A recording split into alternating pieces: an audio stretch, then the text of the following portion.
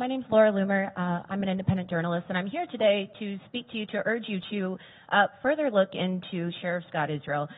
Sheriff Scott Israel, of course, has been at the forefront of this tragedy and this controversy surrounding the handling of the Parkland shooting, also because of his direct involvement and his own personal ties to Marjory Stoneman Douglas. One thing that was extremely troubling to me during his own comments today while he was addressing questions about the school resource officer, Scott Peterson, is the topic of whether or not these officers need to be rotated. And I would argue that Sheriff Israel's statement in which he said he had no reason previously to rotate Scott Peterson is entirely false. If you recall, directly after the Parkland shooting, a report came to light that showed that Scott Peterson was involved in covering up an assault that was carried out by Brett Israel, who is Sheriff Scott Israel's son, during the time that he attended Marjory Stoneman. And I just want to ask everybody here today if you think that it is right, that it is moral, it is ethical to have a sheriff who claims to care about student safety, who claims to care about having people in positions of power who can do their job, when he himself has been directly involved in covering up incidents of abuse and bullying and assault carried out by his own son while he was a student there.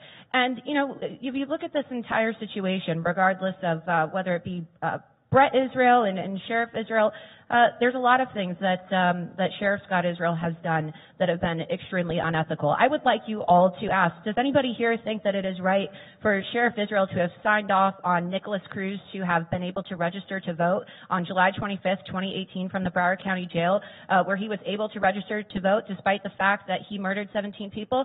Because that, obviously, I mean, a lot of people here, upon hearing that, it opened up a lot of heartache and a lot of pain for the community, and I think that Sheriff Scott Israel has a lot to answer to.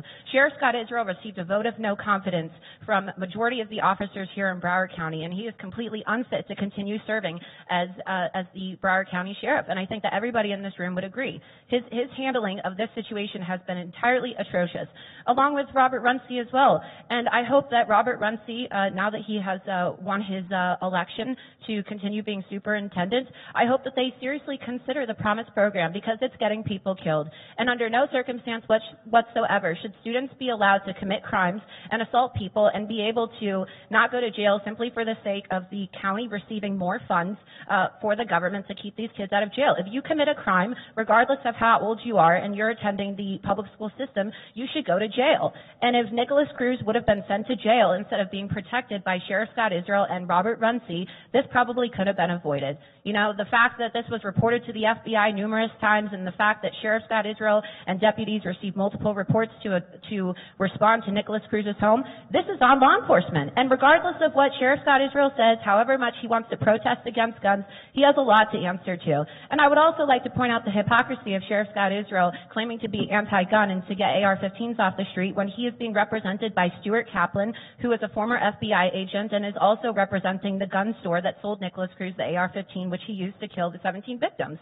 So thank you so much for listening to me today, and I sincerely hope, like I've stated, that you know, all of you take into consideration whether or not Sheriff Israel should even be continuing his position as Broward County Sheriff, because trust me when I say that he has a national reputation for being a disgraceful individual. Thank you. The last comment card that we have is Michael Cervola.